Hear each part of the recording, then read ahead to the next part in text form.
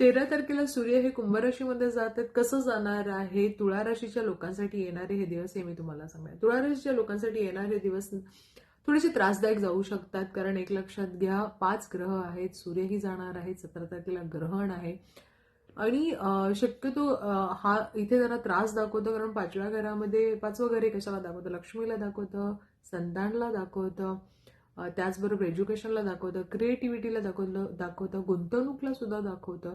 त्यामुळे कुठलीही गोष्ट करत असताना फार संयमाने आणि खूप चांगल्या रीतीने तुम्हाला करायची आहे.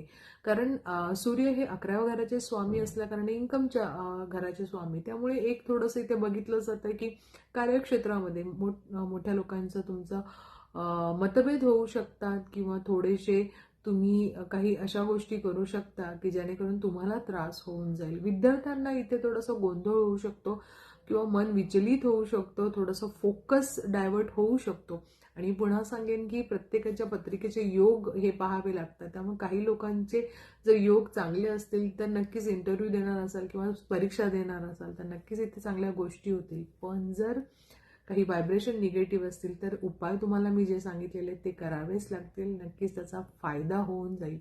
कधी कधी काय होतं अशा वेळेला की आपण कुठली तरी गोष्ट किंवा एखादी आयडिया आपल्या डोक्यात येते किंवा आपण काहीतरी विचार करतो. चांगला योग असेल तर नक्कीच त्या गोष्टीचं खूप छान गोष्टी होतील. पण अशा वेळेला कधी कधी अशी तुम्ही आयडिया कराल किंवा काही अशी युक्ती तुमच्या मनामध्ये येईल ती तुमच्यासाठीच लॉसला जाईल. त्यामुळे अतिशय चारी बाजूनी विचार करून आपण काय करायचं, कसं करायचं या सगळ्या गोष्टीचा विचार करा आणि नक्कीच त्याच्यावर शांततेने संयम ठेवून काम करा. नक्कीच चांगल्या गोष्टी होतील.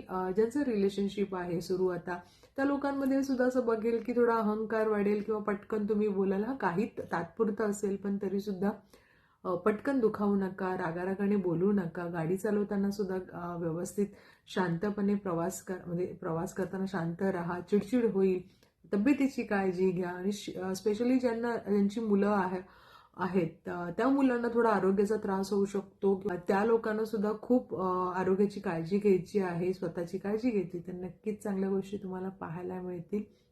मुलांना तुमच्या त्रास होण्याची जास्त शंका आहे, त्यामुळे स्वतःच्या मुलांच्या तब्येतीची काळजी घ्या, स्वतःची काळजी घ्या.